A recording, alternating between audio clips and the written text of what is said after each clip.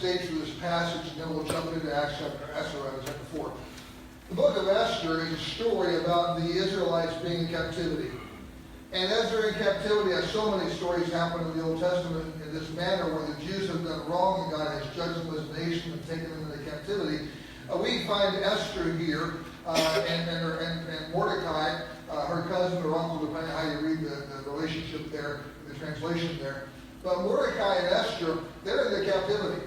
And as they're in the captivity here, Artaxerxes, King Ahasuerus, he chooses a new queen. And unbeknownst to him, this queen he has chosen, Esther, all right, she is actually one of the Jews who are in captivity. And he doesn't know that, but he chooses her as queen nonetheless. We're going to get into that a little bit here during the message today. And as she ascends to the throne as queen, there's a man named Haman. He's a man who also rises to authority in this kingdom. And Haman, as he rises to authority in this kingdom, he ends up with a real vendetta, a real hatred for the Jews.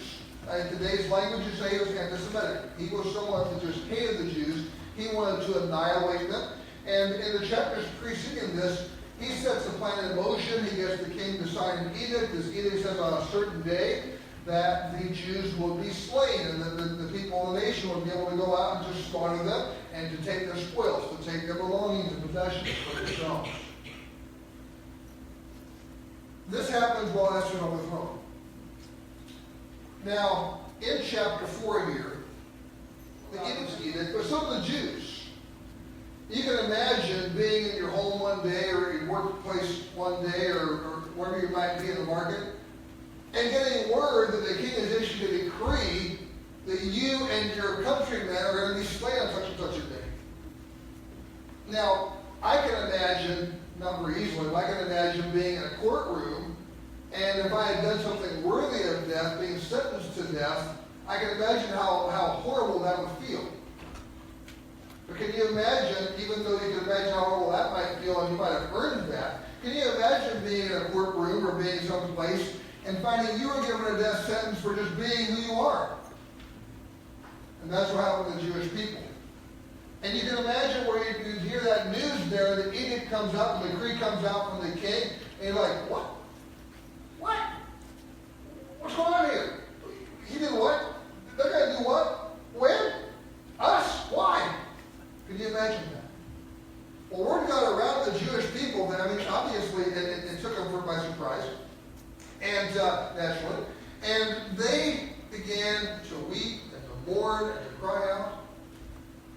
And Esther chapter 4, verse 1, Mordecai also is aware of this, and so Mordecai, Esther's relative, perceived all that was done. When Mordecai perceived all that was done, Mordecai rent his clothes. Now, rent his clothes means he tore them. In the Eastern culture, they would tear their clothes as a sign of grief. And so he tore his clothes and put on sackcloth with ashes and went out into the midst of the city and cried with a loud and bitter cry. And came even before the king's gate. For none might enter into the king's gate clothed with sackcloth. So he came near the gate but did not go in. And in every province, whithersoever the king's commandment and his decree came, there was great mourning among the Jews, and fasting, and weeping, and wailing, and many lay in sackcloth and ashes. So Esther's maids and her chamberlains came and told it her. That was the queen exceedingly grieved. Now, she didn't know why this was happening. She just heard that it was happening. She was exceedingly grieved, and she sent raiment to clothe Mordecai, and to take away a sackcloth from him, but he receives it not. So basically, Esther hears Mordecai is here. He's outside the gate. He's wearing sackcloth and ashes. He's torn his clothes up. He's in horrible distress about something. And she says, well, here, send him some fresh clothes. But she doesn't realize that's not going to help the matter. But she, send him fresh clothes. And he received it not. He said, no way. In our protocol, in our vernacular, we might say, no way, Jose. All right, no way. Verse number 5. Then called Esther for Hatas, one of the king's chamberlains, whom he had appointed to attend upon her, and gave him a commandment to Mordecai to know what it was and why it was. She says, why aren't you taking my clothes? Why is it that you're there in sackcloth and ashes by the king's gate? And find out for me, Hathach. So Hathach, verse 6, Hathach went forth to Mordecai unto the street of the city, which was before the king's gate. And Mordecai told him of all that had happened unto him, and of the sum of the money that Haman had promised to pay to the king's treasuries for the Jews to destroy them. So basically, Haman had bought off the king. Verse 8.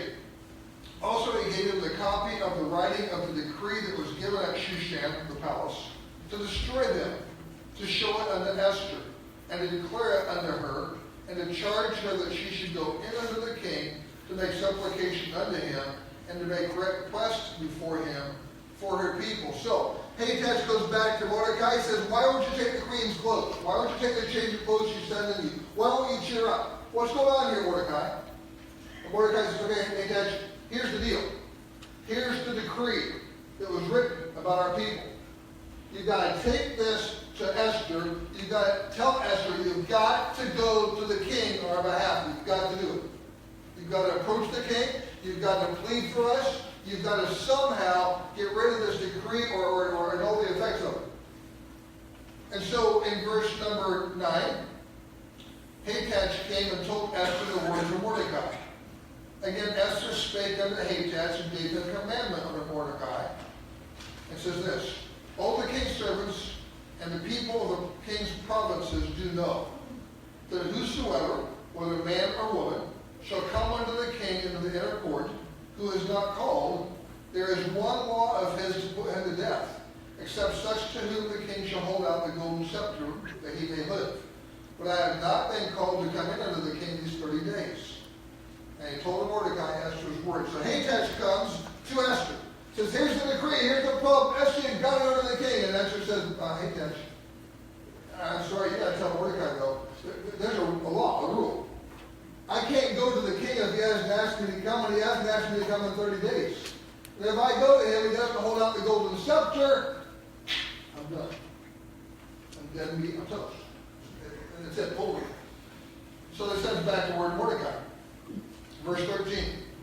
Then Mordecai commanded to answer Esther. He said, hey guys, tell Esther this. Think not with thyself that thou shalt escape in the king's house more than all the Jews. He says, don't think you're getting off here. For if thou altogether holdest thy peace at this time, then shall their enlargement and deliverance arise to the Jews from another place.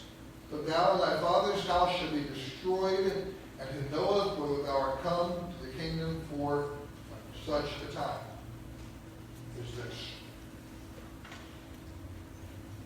God has allowed, or even directed, each of us to be here now. We can be at any place on earth, but God has us here. We could have been here at any time, but He has us here now. No matter what the circumstance, He has each of us here for such a time as this. Your neighbor. Today I want to give you a few specific types of times that He may have chosen for you. Because God had Esther in the kingdom for such a time as this. And God has us here now for such a time, whatever that time might be, as this in our lives. Number one time we may be encountering